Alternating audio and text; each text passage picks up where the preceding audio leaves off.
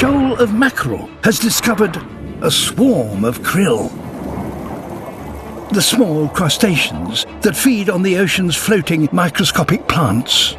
But the mackerel themselves are food for the dolphins. They drive the mackerel towards the surface and into the range of birds, shearwaters. The wings that normally propel the birds through the air now drive them 6 meters down through the water. Whilst the birds pick off the top of the shoal, the dolphins attack the underside.